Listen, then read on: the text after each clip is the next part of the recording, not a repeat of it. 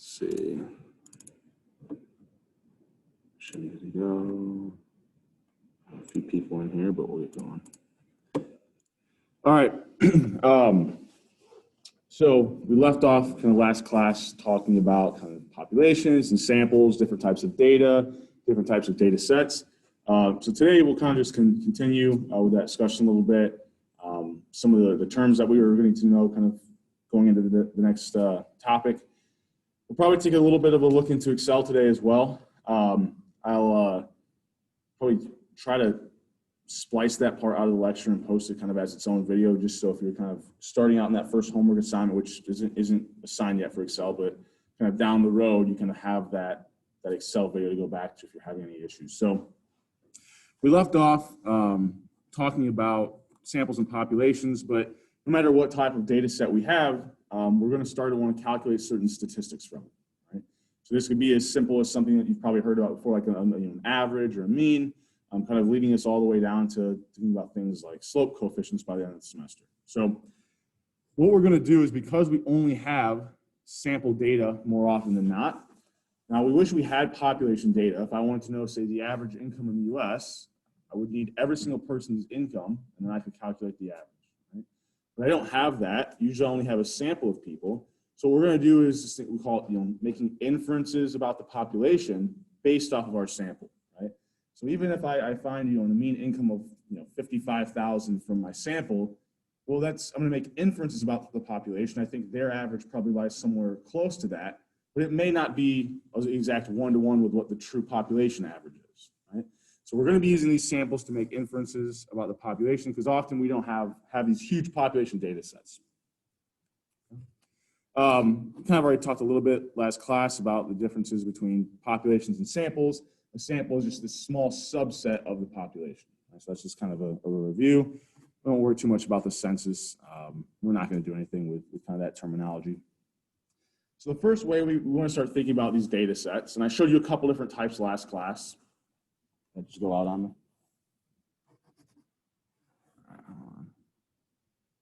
Back, okay. So let's say I have this data set, right? And we'll start out with qualitative variables, okay? So if I have a data set and I want to kind of start to describe what that data set looks like, particularly, a specific variable here, we're using the variable of grade, right? These columns are our variables. How can I kind of tell a reader or someone I'm going to present to something about this data? And the first thing that we're going to do is use what we're going to call a frequency distribution, right? So this is a small data set, so this might seem pretty trivial and pretty easy once we get done with it. But after we go through it, then think about, well, what if we would have had to do that with a data set that had, say, 1,000 different students in it, right? So here I've got, 9 or 10 students. I've got different letter grades. All a frequency distribution is we're going to count the number of observations that have a specific response. So for our variable of grade, we're going to count the number of A's. Write that number down. We're going to count the number of B's that we see. Write that number down. So on and so forth. Once we have all those numbers, right, we say this is the frequency distribution of the data, right? Right away, if I look here, I can see that the most common grade is a B. Least common grades are D and F, right? And kind of can get a little bit of information about what the variable looks like very quickly, right? And, with 9 or 10 here, I could kind of look at it and see, well, not a lot of people are failing. Most people looks like they have A's or B's. But if this is a data set of, say, 2,000 students, there's no way looking at 2,000 observations, they're going to be able to tell what the most common grade is, right? So I go through this process of calculating how many their observations are for each possible response to that variable. Right? You can imagine this would be a little bit more difficult. Let's say I had a really big data set, but I wanted to count the number of A's, A minuses, B pluses, B's, B minuses, and I just broke it down. It'd be a little bit more work, but it'd be the same idea, right? I would just count the number of A's, write that number down, count the number of A minuses, write that number down, count the number of B pluses, write that number down, so on and so forth. Okay? So once we have this frequency distribution, right, now we can kind of see, just looking at the numbers, which one's the most common response. But a lot of the times what we want to do is kind of not just look at the raw number, but like, what's the percent, right? If these numbers start to get a little bit higher and it's hard for me to kind of compare what their relative size is, right, then I might want to go one step further and calculate a relative frequency distribution. So are we okay with a frequency distribution idea? Like the count each, that's I think is pretty okay, it's pretty easy. The relative frequency idea is that you would take those frequencies you calculated and simply divide them by the total number of observations in that data set. So think about what that's going to do for us. Here, total number of observations in my data set, I have 1, 2, 3, 4, 5, 6, 7, 8, 9 people. Well, if I look at this category of B, 3 people out of 9 got a B, so that would be a relative frequency of 3/9, right? And we kind of think about these are really representing the proportion of the data set that had the response of B for that grade variable.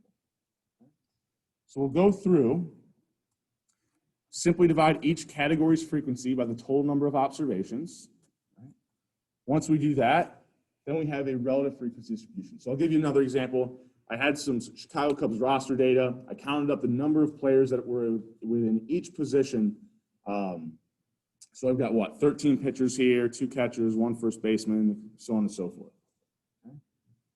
Once I have these frequencies, I know if I add them up, so if you do your frequency distribution correctly, you've counted through the entire data set, right?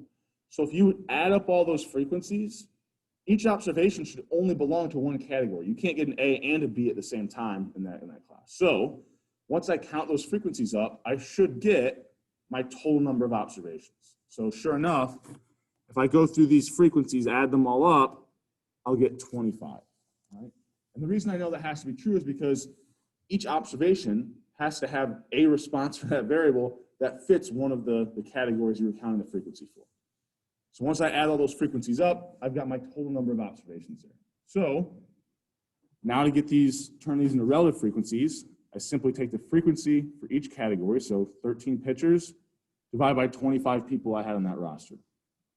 Relative frequency for catchers, 2 divided by 25, so on and so forth, right? I just go through every single different possible response for that variable and divide all those frequencies by the total number of observations, which here was 25.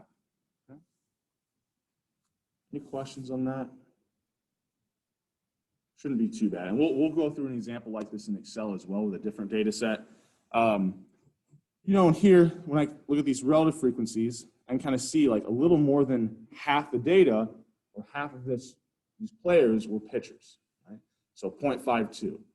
So why do I know that it's half? So one thing that we'll start working with a lot in this class, and we'll kind of work it back and forth between the two, are proportions and percentages, right?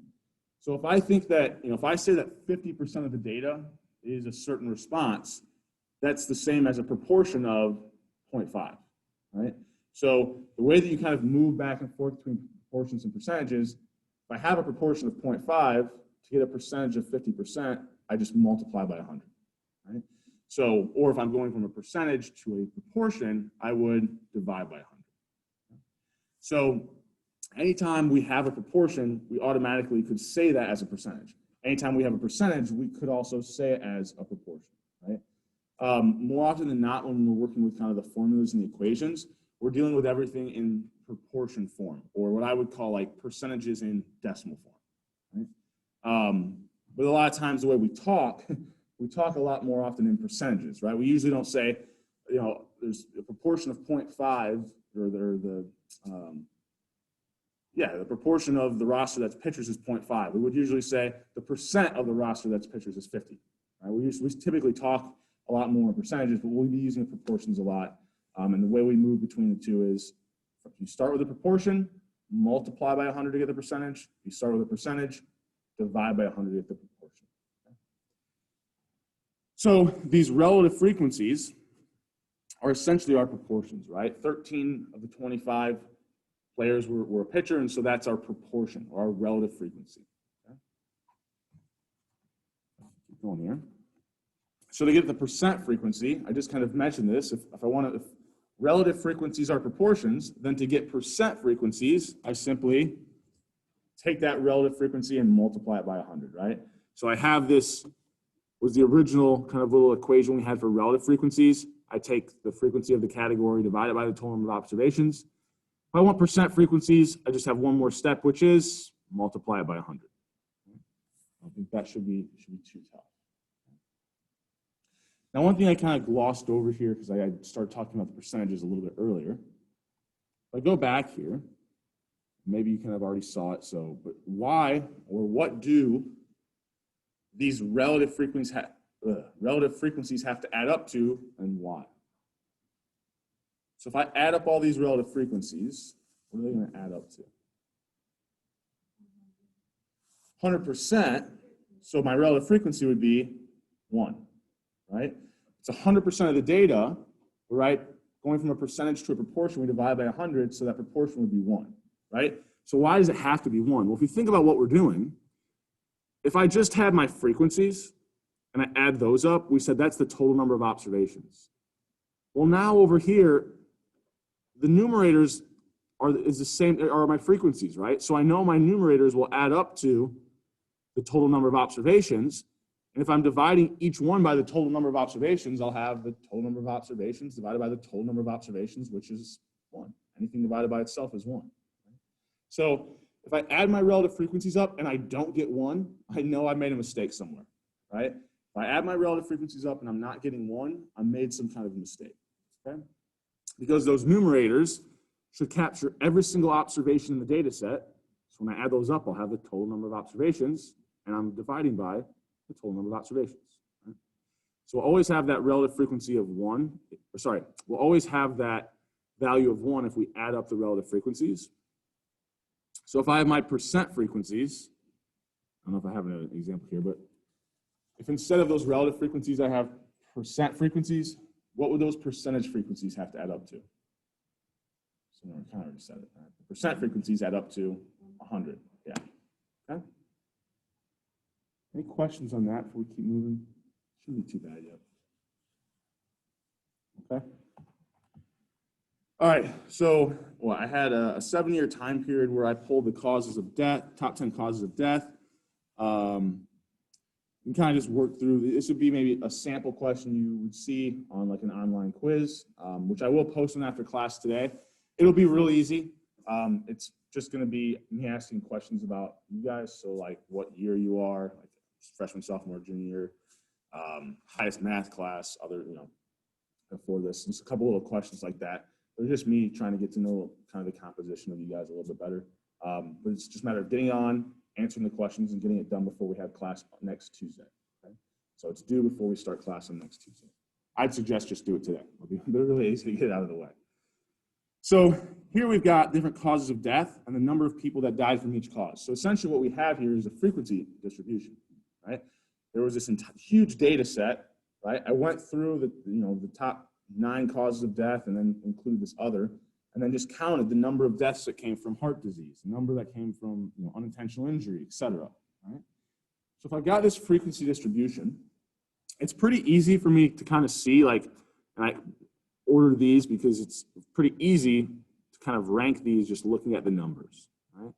So I can tell that the 2 leading causes are heart disease and malignant neoplasms, which my low level of scientific understanding is that this is like cancer.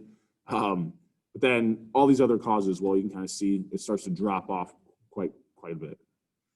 So I add up all those deaths, I get there's about 16 million deaths, right? So if I wanted the percent frequency of deaths that come from these malignant neoplasms, how would I do that? How would I find that percent frequency?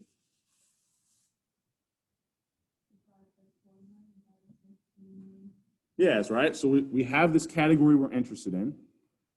Take the frequency of that category, divide it by the total number of observations, which we had down here, which is about 16 million.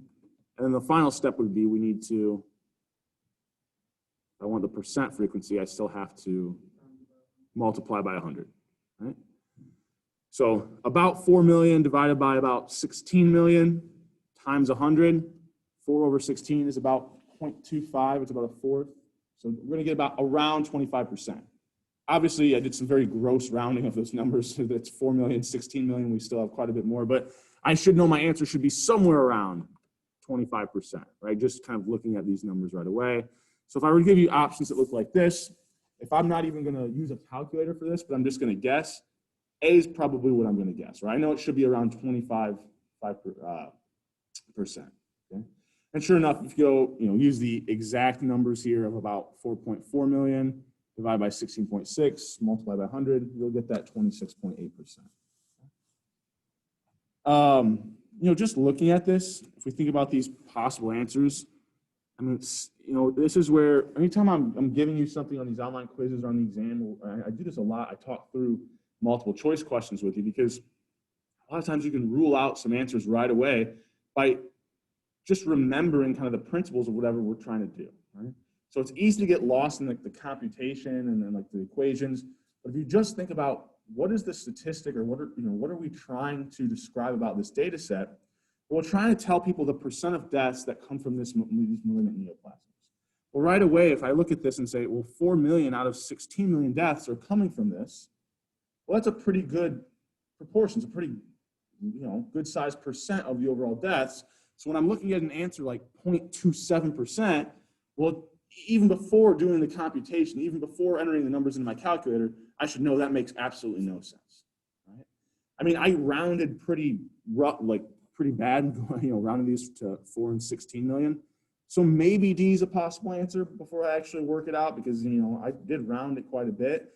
But an answer like C makes absolutely no sense for us, right? We can see just looking at the numbers that that's a large majority of these deaths, right? 4 million out of 16 million are coming from these malignant neoplasms. Okay. We could go through and do this for every category if we wanted to, right? Just dividing each frequency by the total number of deaths, multiply by 100, and we'd have this kind of nice percent frequency distribution here. So what's one thing that we could do pretty easily with this is turn these tables into graphs, right? Now it's pretty, the numbers are pretty, I don't know, to me it's easy to see which categories have the highest, right? I mean, 32 and 26% here kind of stand out against all these other causes of death. Right? But if you really wanted to hit it home with a visual, right, all we're going to do is create a bar graph, right? So once again, they didn't have the right cord for me. I have one in my office, so I'll bring it next week now that I know which one it is. But we'll start using kind of this dot cam next week so I can record it, but also kind of show you who showed up in person. But I'll just kind of explain the process, what we would do, and kind of do a really terrible drawing using the draw tool here. So let's go here. We'll go to draw. So let's say we want to put all these percent frequencies into a graph, right? So essentially what we're going to do is create this graph that has an X and a Y axis, right? For the very first cause of death, right, we're going to do something like this. Maybe if I can get that to come back. All right, there we go. So we label it like heart disease, excuse me. From there, we would then draw a bar where the top of the bar represents, and if we're graphing the percent frequencies, for heart disease, it would represent, move this out of the way here. If I'm thinking about where this is at,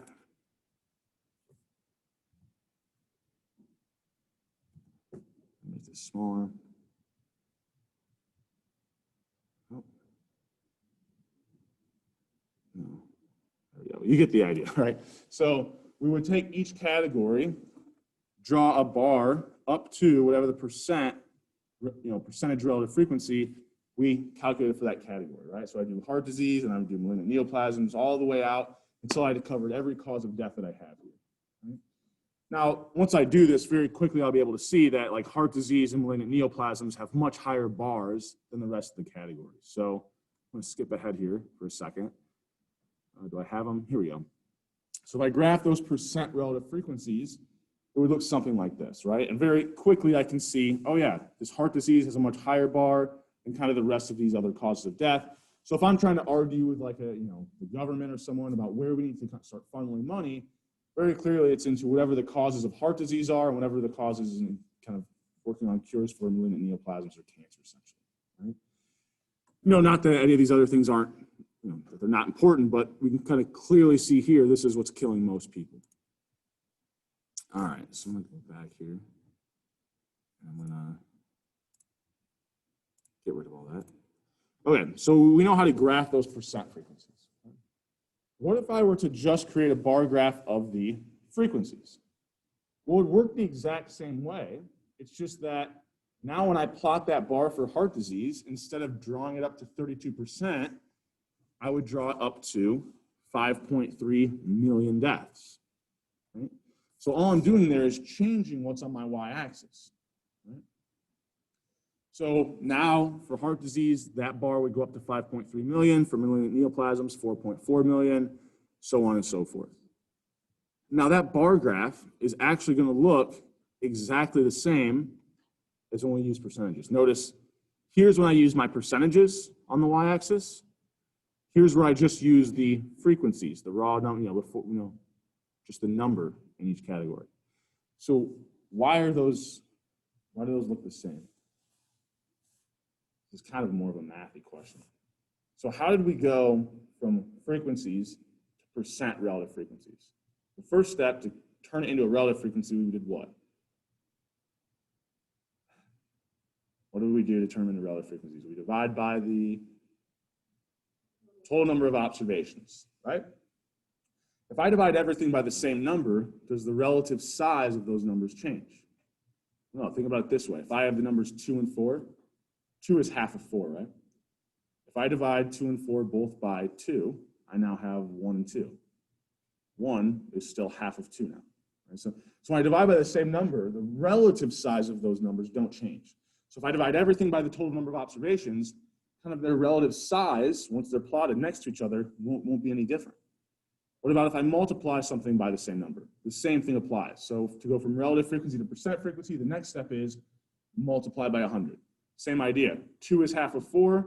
Multiplying both by 100. 200 is half of 400. So the relative size doesn't change at all when we multiply and divide by the same number. So it doesn't matter what we use on the y-axis. Our graphs are going to look the same here. And that's fine. It's really just a matter of, depending on the problem that you have or the information that you're trying to portray to your audience, sometimes showing the raw number might be more important. Sometimes showing the kind of percentages, right, might be a little more. If I'm trying to argue for where the dollars need to go, I might want to show just kind of what is killing the highest percent of people. So maybe I'd use percentages there.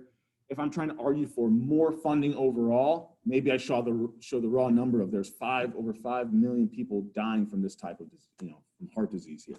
Okay? So that's really kind of up to you. When it comes to any homework or anything like that for this class, I'll ask you, exactly which one to use. I'll tell you make a frequency distribution or make a percent frequency distribution. But in kind of practice, it's really what is more important for you to portray to the audience, the percent that's coming from each one of these categories or just the raw numbers, right? And that depends on the scenario. So any other questions on that before we keep moving? Check here. All right, we're good.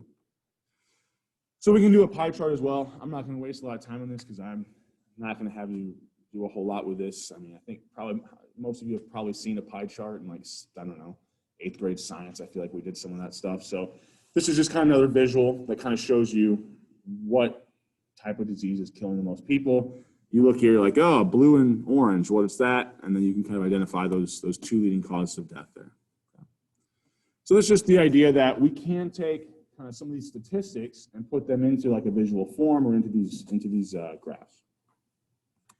So I think that might lead me to, all right, can we do these qualitative tables in Excel? So we can do these in Excel. I'll show you. I'm going to sit down to work through Excel because it's just a little bit easier for me to type. How we would build some of these tables in Excel. So let's just open up Excel for a second. I have a file that I put up on Canvas. So if we go under the in-class data folder, there's this COVID blank file. We probably won't get very much done in it today. I'm just going to kind of empty an open sheet in it, or open an empty sheet in it. So kind of like I said, I'm going to start out assuming you guys know nothing about Excel. So this might be very rudimentary for some of you, but I promise we'll get to some stuff that I'm not sure that any of you have seen before by the time I'm done. So I've got some different sheets here. So these guys along the bottom, we call different worksheets, right? I think the terminology for this whole file is it's a workbook, right? And the workbook has 3 worksheets in it. So if we kind of go between the two, we can see we have different types of data in each one. Here, this is some COVID data. Before Tuesday, I'm actually going to re-upload this and get the latest numbers so we can actually kind of look at it. It's kind of interesting. If I want to create a new sheet, I just press on this little plus sign down here, which is what I just did, and it pops up this new sheet for me. You know, I can do things like right-click it and rename it. So we'll call this sample worksheet that we'll be working on today. Okay. So the way that we kind of use Excel, and also as we do this, you guys are seeing this, okay. Always remind me to change the zoom if I don't, otherwise, like, so you guys can actually see it a little bit easier. And for those of you in the back, if this still is too small, let me know. I can blow it up a little bit more. So the way that we're gonna kind of talk about Excel, right, is each one of these cells that I'm clicking on has a reference, right? This cell is B3. It's kind of like Battleship, right? If you ever played that game as a kid, right? So this cell is B3. This cell out here would be G6. So one of the like most, I don't want to say important, but really what makes Excel a lot more powerful, right? The first thing I would kind of mention if someone asked me that question is the ability to use these cell references, right? So let's say up here in cell A1, I don't know, I have the number 110. Right? And I want to use that as kind of like my base for doing other things. So what I can do over here in this cell is say, well, look, in this cell, I want to take the original number I started with, right? And so instead of typing in 110 here, so instead of typing in 110, I want to click on the cell that has 110 in it. Right? I said, I want to take that original number and I want to add 50. Right? So I want to add 50 to that number. Does it, you know, pulls that 110, adds 50 to it. Well, the nice thing about these Excel references are, right, if I ever want to change, let's say, like, I don't know, this is like the starting, you know, cost for something, and I'm adding $50 to it because that's how much it's going to cost me to renovate it, or say, you know, whatever the example is. Well, if the original price then changes from 110 to where now it's only going to cost me 100, I can go back to that original cell, change it, and notice it updates this number as well. So the reason why cell references are so powerful, imagine if I had, you know, like every cell here, like I could start typing in a bunch of these. A lot of them, they kind of start out with this, this base number of 100, and then I'm just adding different values to it, and I could, you know, put things over here as well. So let's say once I add 50 to it, I wanted to take these numbers and I wanted to divide them by 2, right? All right, so I'll do the same thing. I'll just copy this down, right? I'll show you in a second what happens here, but let's say I have kind of multiple levels where I take the original number, do something to it, then do something to that number. Well, it doesn't matter. If I go back and change this original number, watch what happens to everything. Everything updates, right?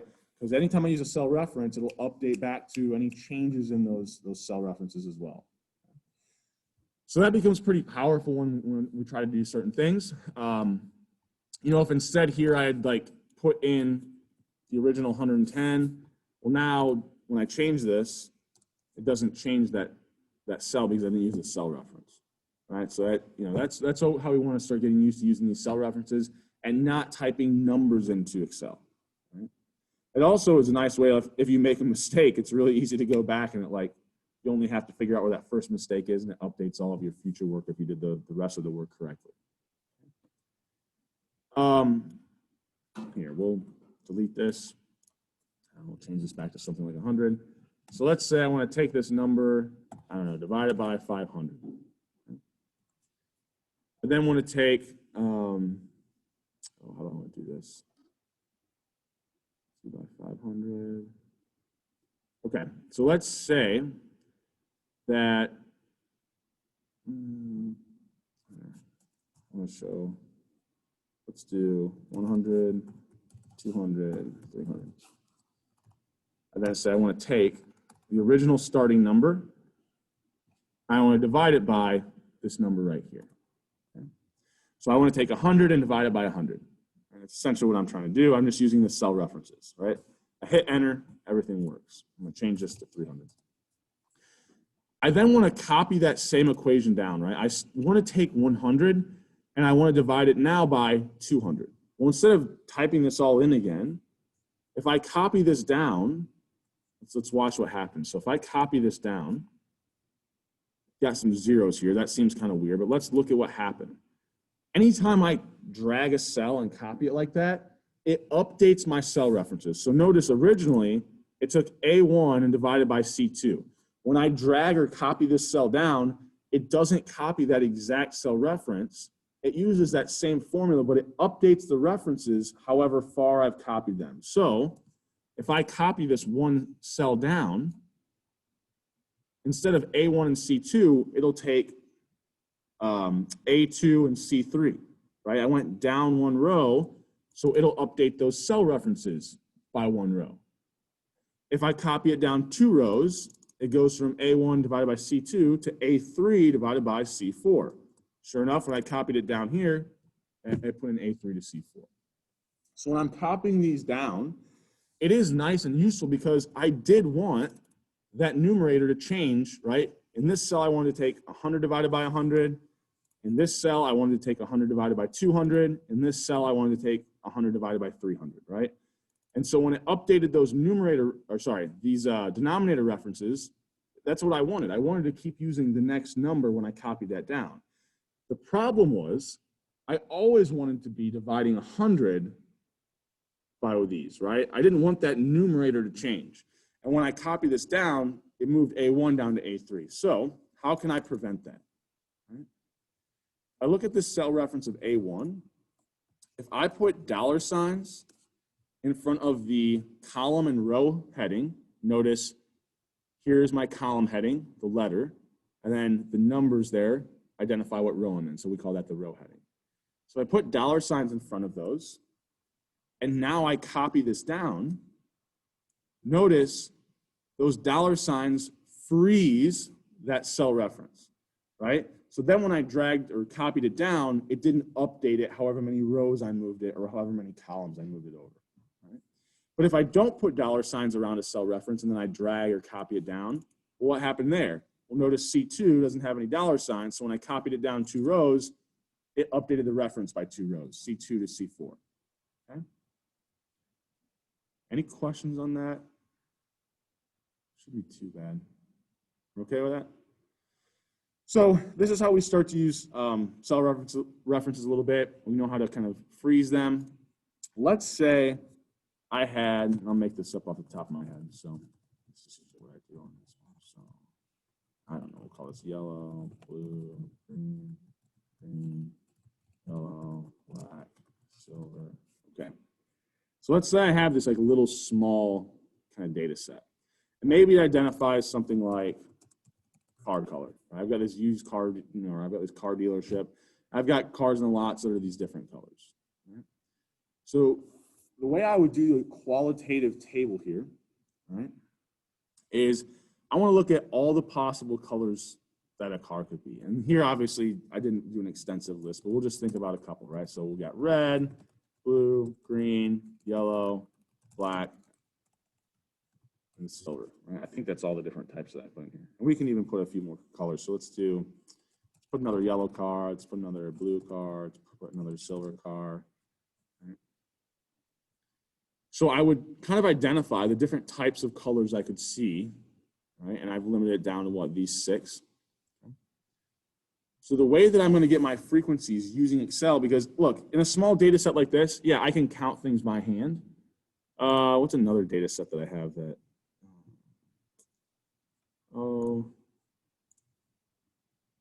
what was I playing around with the other day? Betting data. Let's see if this one has it. No, that's not what I wanted. Let's go to here. There we go. So sometimes we have data sets that are huge, right? So yeah, the car color thing's interesting, but like let's say here I wanted to go through and, maybe I had each, this is a betting line kind of thing. I was going to try to figure out if I could make some money. But notice there's like 12,000 observations here, right? There's like 12,000 observations. I can't go through and count anything by hand in this data set.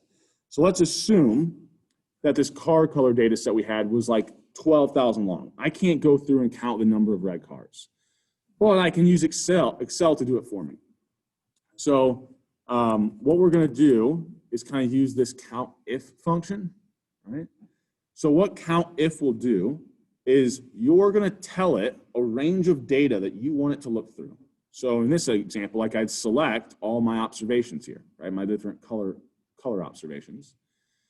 So I'll tell it, select that and say, I want you to look through all these cells and count the number of cells or the number of observations that meet this criteria that I'm setting out. So I have to tell Excel a criteria, I have to tell it what range of data to look through, and then it will return to me the number of observations where whatever I told it was, this criteria was true. So we'll walk through it. So anytime that we want to use a built-in function in Excel, so there's a little bit, I'll try to use this terminology correctly, I'll occasionally slip up, but anytime I'm talking, if we're work in Excel, if I talk about like an equation, right? That's something that we might enter into Excel. So if I want to, do any type of math in Excel, and I guess I should have said this up here when I was doing this, but any type of, I want to do math in Excel, like I really can use Excel as a calculator. Let's say I want to take 43 and divide it by 95. Right? Anytime I put an equal sign to start, in a cell, that tells Excel, you want to do math, right? I want you to do some math for me. So equal sign, Excel, please do some math for me. What math do you want me to do? I want this equation, just take 43 divided by 95. And then it'll spit the answer out of this, right? That would be like an equation, right, or a formula that I'm entering into Excel. Now, there's also a different thing where we have built-in functions in Excel, right? So the function is like a shortcut. So this count if is a function. So I tell Excel, I want you to do some math. What kind of math? Well, not a formula, not an equation, but a built-in function that you have, which is named count if. Right? So anytime we have a function, right, a function has arguments, right? So like typically we think about, okay, oh, it's not gonna like that, is it? All right, we'll get rid of this for a second. So like you can think about anytime we have an equation, like you've seen this in a math class, right, where y is a function of x. Well, these functions have what we call arguments, right? X here would be the argument for this function. Right? So in our count ifs function that we were dealing with, or sorry, count if I spell it right, count if function, it has two arguments. It wants the range and it wants the criteria. So the range is just where's the data set? Where's the observations you want Excel to look through? So mine, I'll just select them. So I click my left button on the mouse and just hold it and select all my observations. Okay. Now, a little shortcut you can use here, if we have a larger data set, I'm going to show you after we do this. So don't let me forget to show you that from the longer data set so I can prove to you it works. So we selected the range here, oops, comma. The next thing we have to tell it is a criteria. So anytime a function has multiple things you need to tell it, you separate them with commas. So the first thing we told it was the range of the data, comma. The second thing,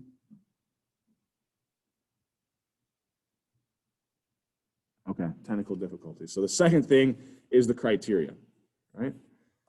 So what we want to count is whether or not the color of the car is red, right? So I will say, what I want to check to see if it's true is this equal to, oh, sorry. What's the syntax? I want this to be equals to and sign red. I think this should work. So let me make sure. There we go.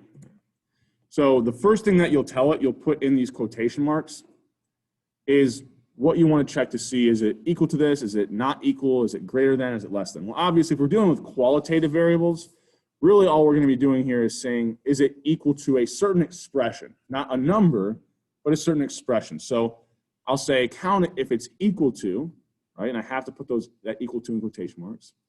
I'll use this and sign, right? And I'll show you why in just a second, because instead of using the word red, we can actually kind of use cell references here.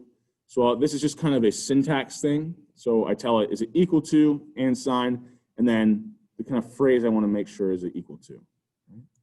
Now, instead of typing in, and actually, I should type that in case that's in, not all uppercase.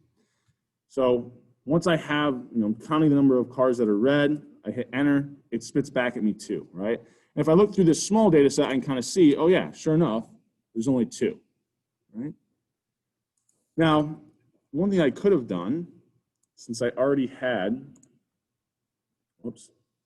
since I have the cell reference over here, after the and sign, instead of typing in, quote, using the quotation marks in red, if I select this cell right here, H7, which had the red title in it, and hit enter, it's now going to use whatever was in that cell. So instead of typing in the word red, I could kind of have have it over here in a cell, just use that. And why is this advantageous? Well, now when I copy this down, H7, so this counts the number of red cars. When I copy this down 1, it'll update H7 to H8, and then it will count the number of blue cars. And then if I copy down another one, it'll count the number of green, so on and so forth. So I can copy this down and save myself a lot of time of typing in red into one cell, typing the whole count if function out again, but using blue, typing it out again, but I have to type in green. I have to type it out one time and just copy it down, okay? Any questions on that? Need to see something a little bit better, or? Okay. So I'll go ahead and I'll do that, okay? And it looks like everything's fine, right? But what's something that might go wrong here? So this cell reference will update, but so will this cell reference, right? So notice if we come down here, is it silver? It doesn't matter which one we look at. Notice because it updated that cell reference, I'm now actually not looking through the entire data set, right? It's moving that reference down every single time I copy it down one row. So how do I fix that? What did I say we can use to freeze those cells? Dollar signs, right? So I can put a dollar sign in front of F, in front of 7, and in front of F, and in front of 20.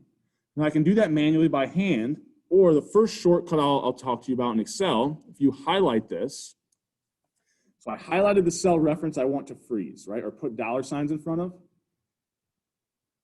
On a Mac, if you hold, let's see if I'm right on this, if anyone's working along with me, Command T, and it should automatically put dollar signs. Or if you're on a laptop, you can hit F4, or some of your laptops, like mine actually, has an FN key. You have to hold FN and hit F4. So 3 different kind of ways depending on your computer. For the Mac, does anybody want to confirm? Should be, it's Command T. That works? Okay. I don't use Macs, so it's always me trying to remember. I haven't used them in a while. So I highlight it, hit Command T on a Mac, hit F4 if I'm on like a regular PC, or some laptops will have an FN key. You have to hold FN and hit F4. But it automatically puts those dollar signs in there for you, okay? So now I hit enter. Now when I copy this down, numbers didn't change just by happenstance, but notice that cell reference hasn't moved at all down in these lower cells. But I didn't freeze this cell reference, so it continually updated. So I now have my frequency distribution for this car data set, right? There's 2 red cars, 3 blue, 3 green, 3 yellow, 1 black, 2 silver.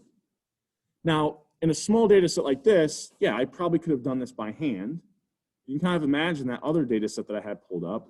Like let's say, here's a good one actually. Like let's say I wanted to go, where was that at? What column? So column Q, right? It identifies whether or not these games were played in a dome. Right, so maybe what I want to do is say, well, I want to count in here. Just got to get out of here first. So let me zoom in on this so you can actually see what I'm doing. Okay. So this kind of variable here, weather detail, identified whether or not it was in a dome, right? So I'm going to use that count if function, right? But now I want to select this entire column of Q, right? Well, this is going to be kind of difficult, right? Because if I had to hold here and drag all the way down and there's 12,000 observations, that's going to take me a while, right? So that's not what I'm going to do. I'm going to scroll back up here, move this out of the way so you can see what I'm doing. I'm going to select the very first cell here, all right? And actually, instead of using the dome, well, I'll use it. What's this one?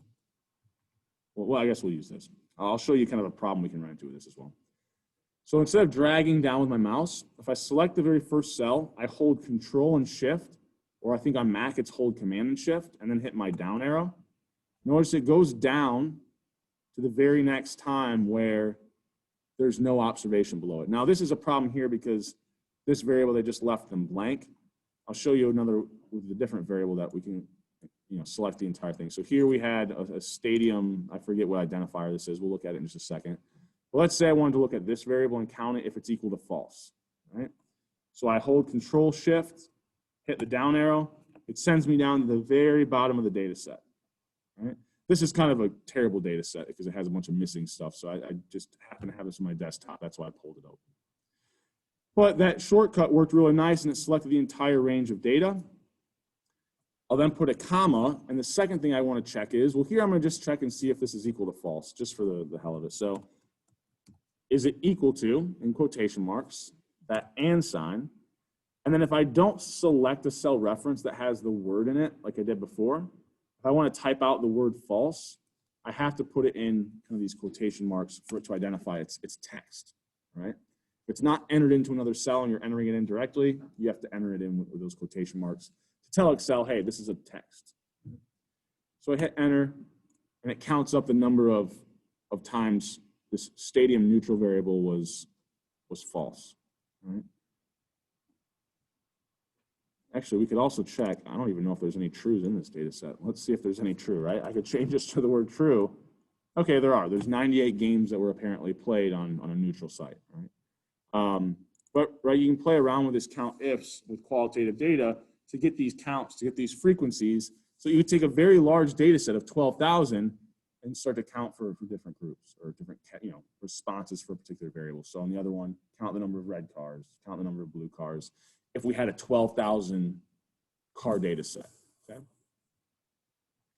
Any questions on that?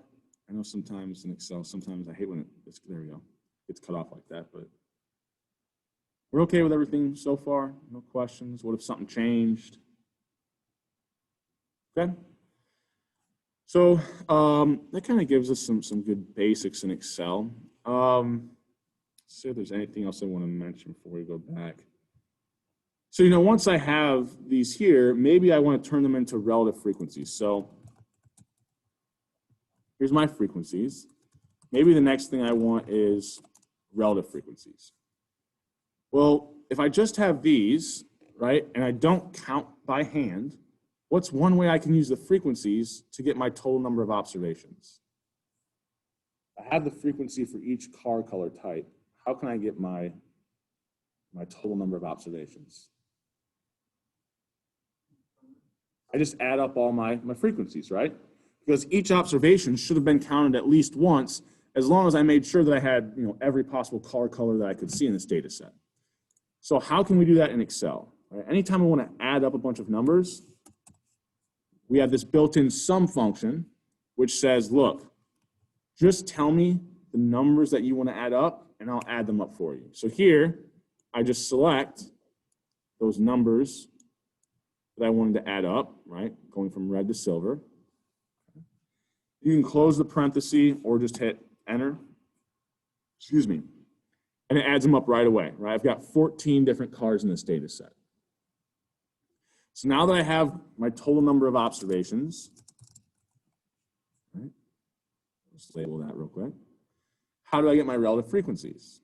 Well, all I do is say, look, Excel, I want you to take the number of red cars and divide it by the total number of observations, right? You don't have to type out the cell references. You literally, once you click on them, it automatically kind of types them in for you in Excel, okay? Now this is great. It gives me the frequency, relative frequency for red cars, but I don't want to have to go through and do that for every single other one. I don't have to, right? Because if I copy this down, it'll update I7. If I copy this down one, it'll update it to I8, and then I9. And so my numerators will update automatically when I copy this down. So I can get all my relative frequencies, right? What went wrong?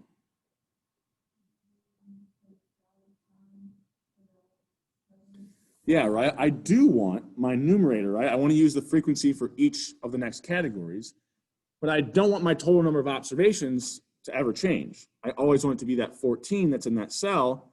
So I go to my I13, and I put those dollar signs in front of the row and the column heading, okay? Now when I copy this down, I get relative frequencies that look more reasonable. How can I make sure I didn't make a mistake? Well, those relative frequencies should add up to what? I said it earlier, 1. So I can use that sum function again, select my relative frequencies, and if I didn't make a mistake, those should add up to 1. Okay. Any questions on that? So all we did was use that sum function again. Okay. Okay with that?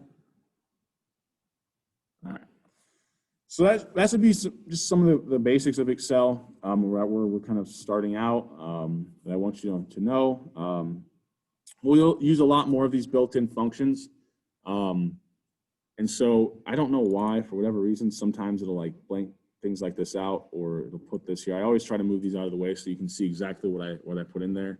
But really these things that pop up are kind of a reminder of like how the function works. So this one is like sum, tell me a bunch of numbers, right? Or the other one, we're using the count if. It'll kind of remind you need to put in the range and then the criteria, right? So it kind of has like some help, like a little bit of help there. Anytime we use these functions, I'll always give you kind of what the arrangement, what the argument should be, especially if I think that Excel labels them in a way that doesn't make sense, because occasionally we'll get to some points where what Excel names the arguments isn't the kind of terminology that we'll be using. So I'll always make sure to point those things out. Okay. All right. So I think what I'll show you here, let's do, how do we insert graphs? So there should be an insert tab at the top of the kind of your Excel file, your Excel workbook. If you go over here, you see all these charts, right?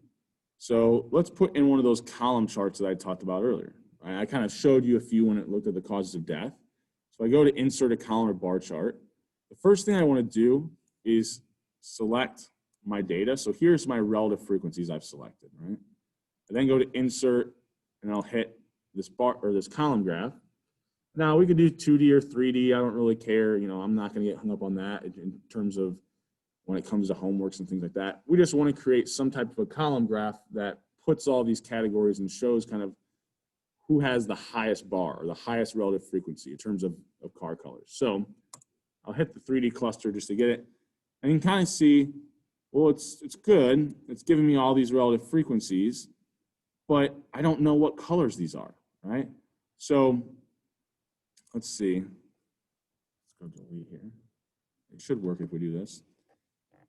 You select kind of the, right, car codings we had, so red cars, blue cars, hold control, and it might be on a Mac, hold command. I can't remember on this one if you have to hold command on a Mac instead of control. And then you select the relative frequencies as well. So notice they're both highlighted. Now I go to insert that column graph. Notice it uses whatever row I selected first, whatever column I selected first as my labels. And then it plotted that second column as my relative frequencies, which is what I wanted it to do. Okay? So first select what you want to use as your labels, hold control, and then select your relative frequencies. Okay? Any questions on that? Should be pretty easy. We could even go one step further. What if I wanted my percent relative frequency? All I would do is what? Take my relative frequency and multiply by 100, right? I can copy that down. Now I've got my percent frequencies, and I could graph those the exact same way. Okay. It's nothing too, I think, terribly too tough there. Is everybody okay with that? So, there's no questions. Let me make sure here. All right. So we just kind of walked through how we would do these qualitative tables, right? What if instead of qualitative variables, we have discrete or continuous? We have quantitative variables, right? So let's think about a discrete data set. Let's say I've got, I don't know, a couple thousand families in a data set, and I have the number of children in each household, right? So 0, 1, 2, 3. Hopefully don't have half of kids, right? So that's a discrete variable that I've collected. I could count up the number of households that say have 1 child and the number that have 2. And then I could take those frequencies, turn them into a graph and kind of show this nice frequency distribution for the number of kids in a household. Well, really that's no different than what we just did. It's just instead of going through the data set and counting the number of times we see red, we'd be going through the data set and counting the number of observations where we see 1 kid. Then go through, count the number where we have 2 kids, right? So instead of like, even in Excel, instead of using you could still use the count if. I don't know why this keeps going on. All right, so instead of using in the count if, instead of using is it equal to red, you would just put is it equal to the number 1, right?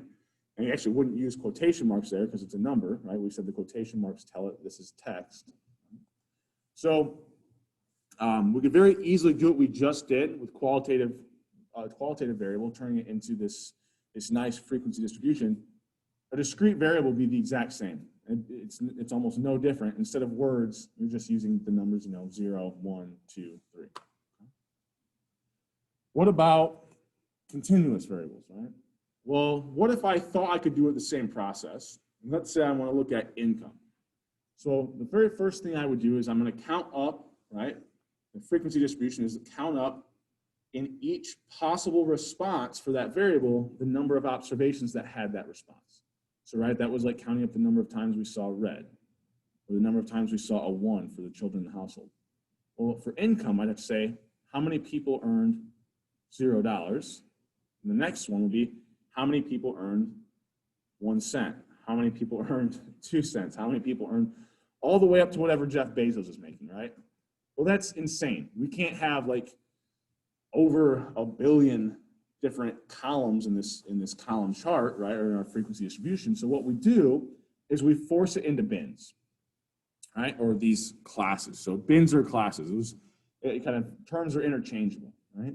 So instead of counting up the number of people who earn $0 or 13 cents, what I'd say is a little bit more reasonable is to how many people make between $0 and $20,000. How many people make between $20,000 and $40,000? How many people make between 40 and 60? So on and so forth, right?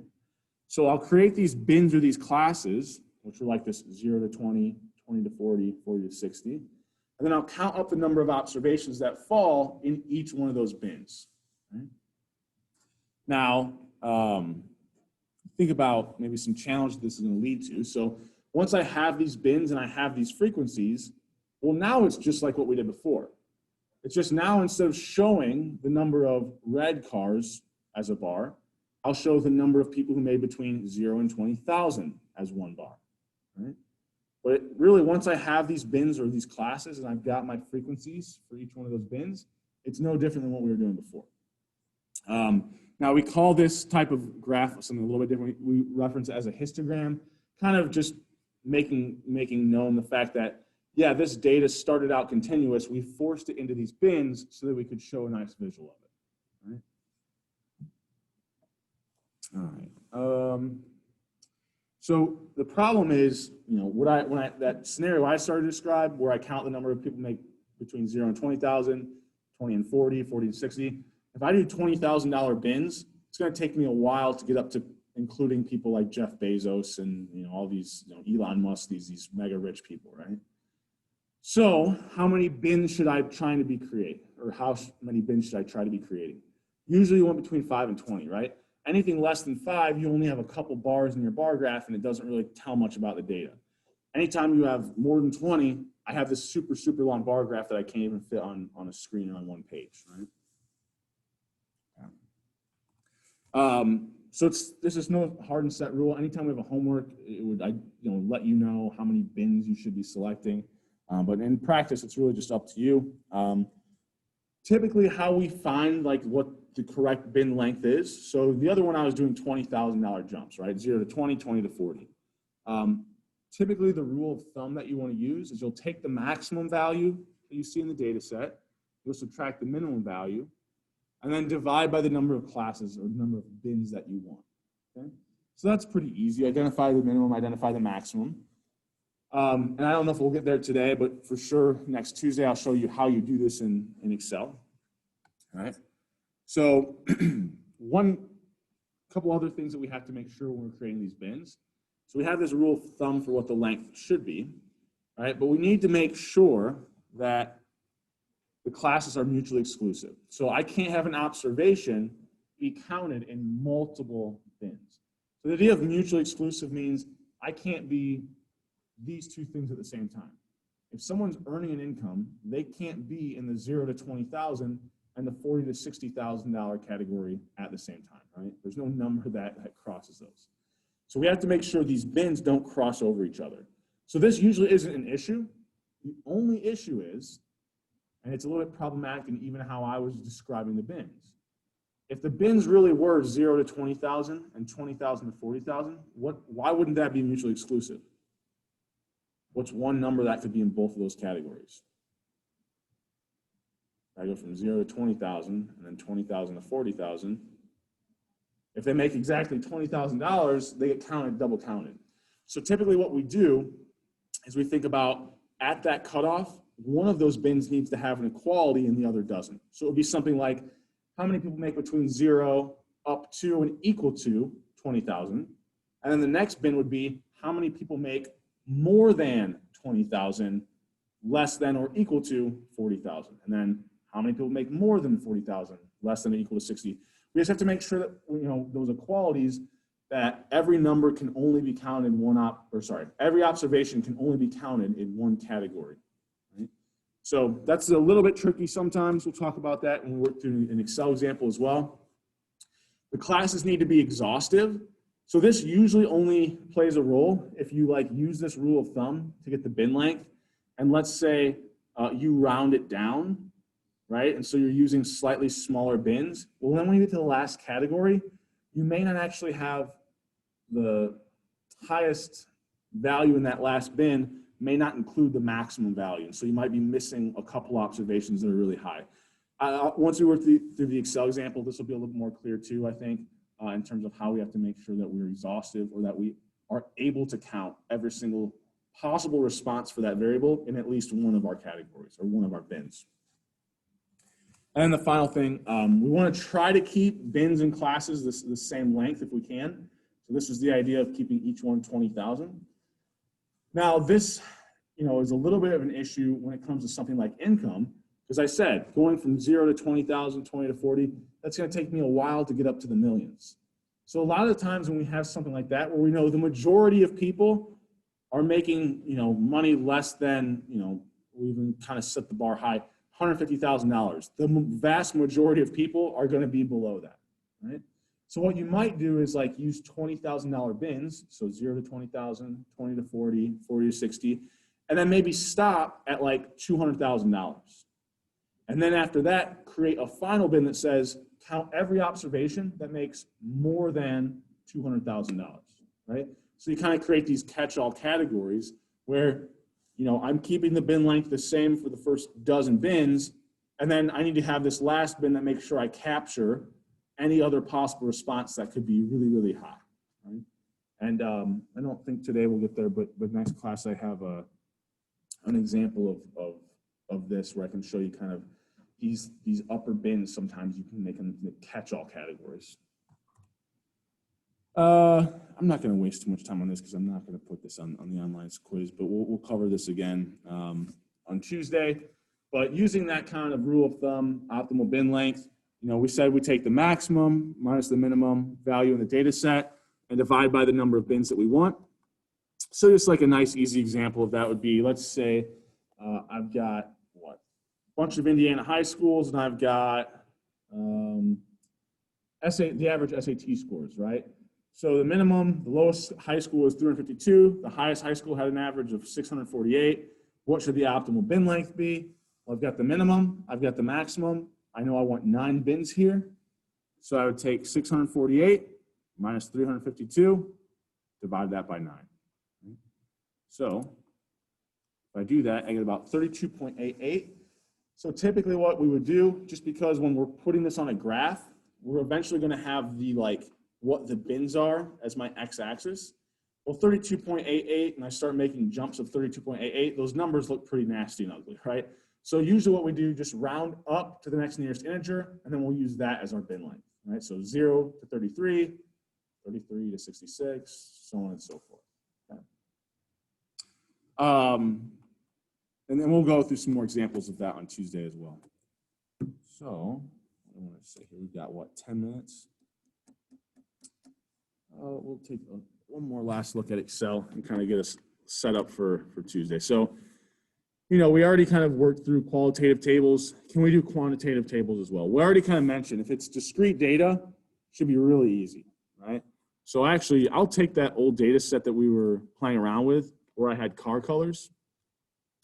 And just so I keep all this, because I'm going to save it when I eventually post this, we'll have some of this work.